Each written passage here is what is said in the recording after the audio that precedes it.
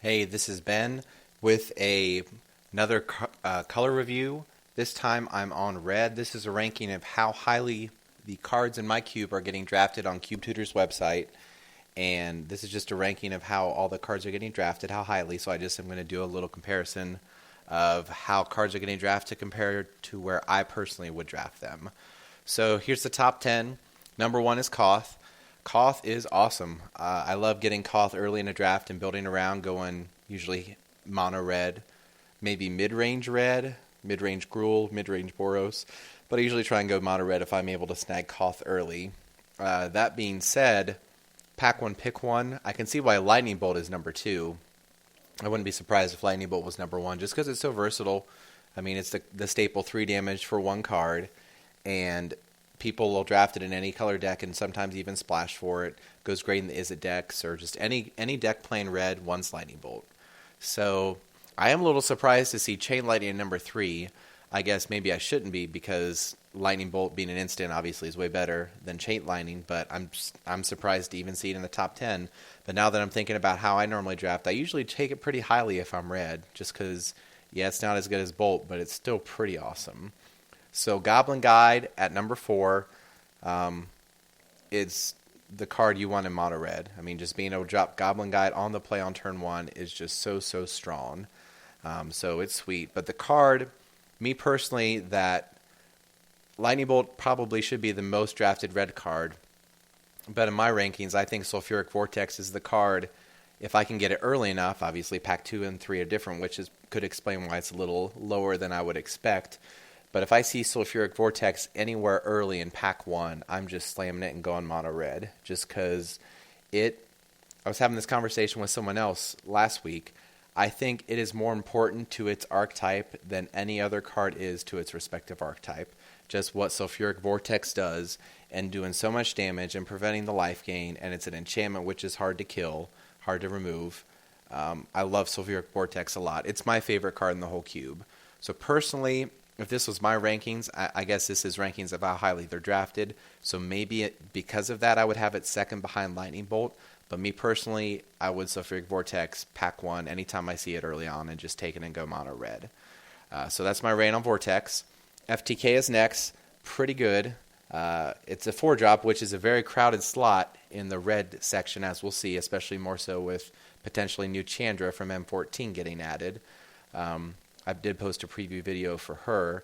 Next, I am shocked to see Searing Spear and Incinerate. I guess the fact that both these cards are in the top 9 is a good indictment on how good Lightning Bolt really is, because these are essentially Lightning Bolt for 1 extra mana, and they're both still picked really high. So, honestly, I haven't reviewed these lists before I started recording the video, so I'm just kind of winging it. But this is very surprising. What has got to be the biggest surprise in the top 10 is Thundermaw Hellkite. Wow.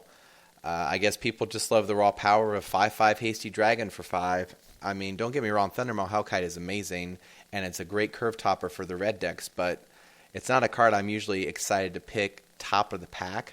It's usually, I'm thinking 6th, 7th, 8th pick in the pack.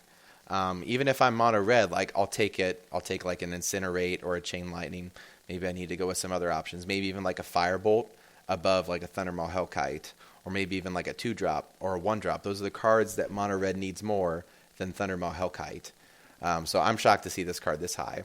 Speaking of which, Char is just it's the red Psionic Blast.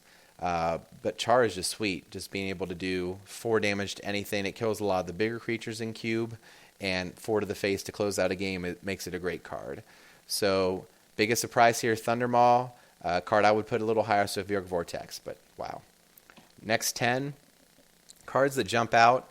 Zealous Conscripts, in my opinion, let's back up. Hellrider is awesome. Koth is the best red 4-drop. I would put Hellrider second, especially if you can curve out with 1, 2, 3, 4-drop all creatures, and you swing and you just crush their face. I mean, hopefully you just kill them right there so you don't lose to a Wrath. Or even if you just play 2 creatures and then play Hellrider, it's so good. Or even by himself, like if I'm playing a control deck and I see a Hellrider and I'm not able to deal with it right that second, it's very scary. The card that I think is the best red 5-drop in the cube got Thundermaw Hellkite, got Siege Gang and Zealous Conscripts. I love Zealous Conscripts. It was a great card that was printed and being easily splashable, so it goes in all sorts of different decks, not just the red deck, but it also makes a great curve topper for red. And honestly, if I were ranking the red 5-drops, I would have Conscripts first. I would have Hellkite second, and I think Siege Gang is a distant third. Yes, it gives you a ton of reach if you untap with it, but it's one of those things where in my red decks that I really push, it's just so many haste creatures, so much fast damage. Siege Gang feels a little slow. I guess that just is a sign of how powered cubes are different than unpowered cubes, but also how much faster cubes have gotten here in the last couple years. So that's a little personal opinion of mine. I love Magma Jet. It's my favorite burn spell in the cube. I like it better. I mean, it's going to be tough to take it over a Lightning Bolt, but that doesn't mean that it's not my favorite. So Magma Jet is my favorite. Here's another red 1-drop seeing Jackal Pup there. How about Avalanche Riders? Avalanche Riders at number 18. Wow. That is way higher than I would have expected. Similarly with Brimstone Volley, seeing that card pretty high, as well as Berserker, which is, in essence, a conditional 2-drop guy.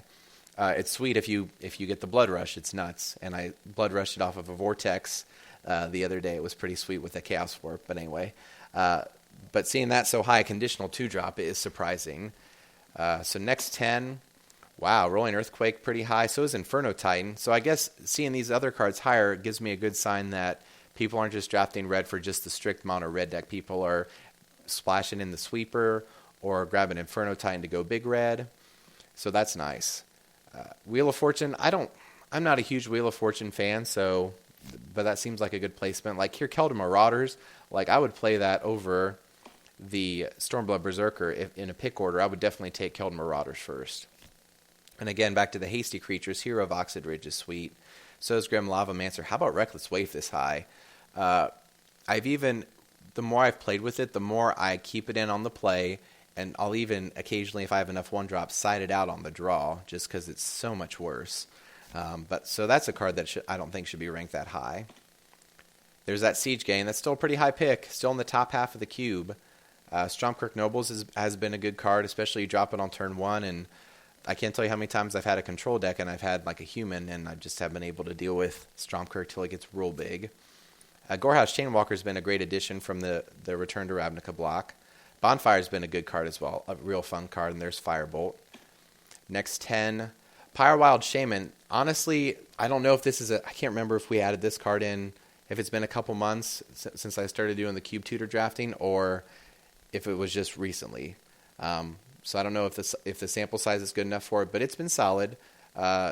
Being a way to get around the Wrath effects is really nice, just because you can hit with something, play it, and get Blood Rush and get it back. You don't have to play it as a creature to overextend into a Wrath. Goblin Welder, I'm sure I've talked about it a lot on my other videos, but it's such a fun card. If you run any cube bigger than 360, maybe even 360, but if you run 450 or greater, you have to at least try Goblin Welder. It is awesome. I was a big skeptic at first. One of my buddies talked me into playing it. Personally, I pick it pretty high now. I would probably put it in the top 25 of where I would draft red cards, assuming I'm not the mono red, assuming I'm, Izzet or splashing red.